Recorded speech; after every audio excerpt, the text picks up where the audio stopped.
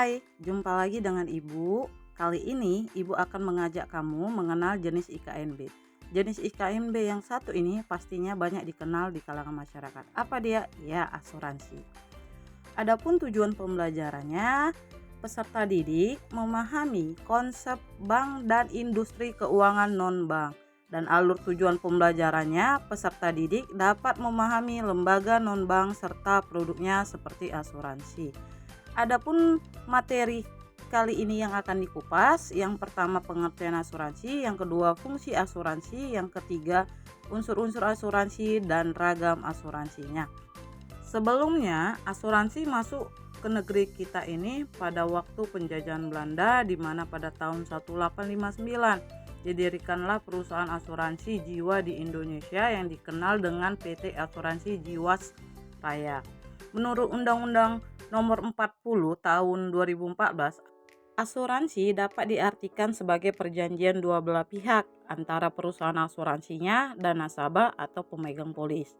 Perjanjian tersebut menyatakan bahwa perusahaan asuransi menerima premi asuransi untuk memberikan penggantian kepada pemegang polis karena kerugian, kerusakan atau sakit, ataupun karena kehilangan.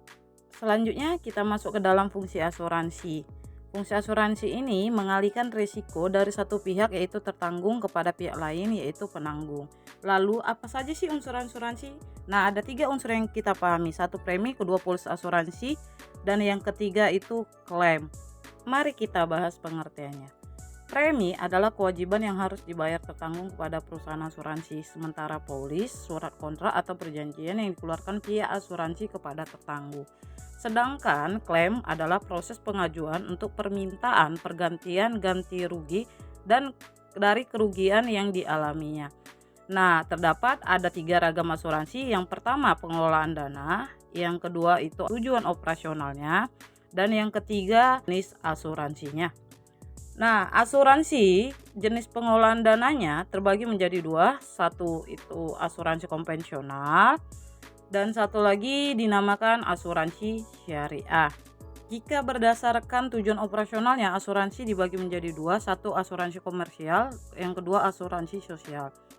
Asuransi komersial merupakan asuransi yang dilakukan oleh perusahaan swasta nasional, perusahaan swasta kerjasama antar nasional dan luar negeri atau joint venture ataupun BUMN dengan tujuan memperoleh sebuah keuntungan pemegang saham.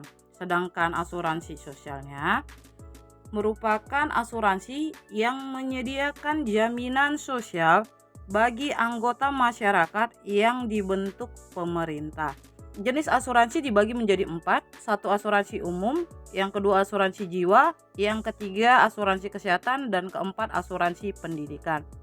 Asuransi umum merupakan bentuk pertanggungjawaban risiko yang memberikan penggantian kepada pemegang polis atas kerugian yang dialami, di mana contohnya adalah asuransi kendaraan.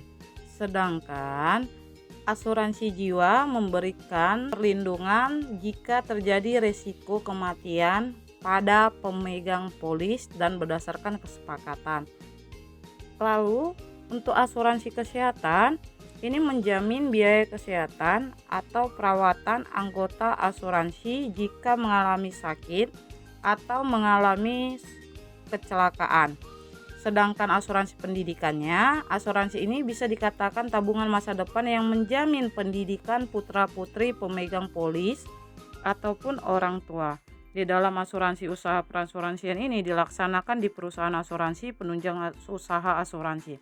Perusahaan asuransi digolongkan menjadi 3. Satu asuransi umum, yang kedua asuransi jiwa, dan yang ketiga ada reasuransi.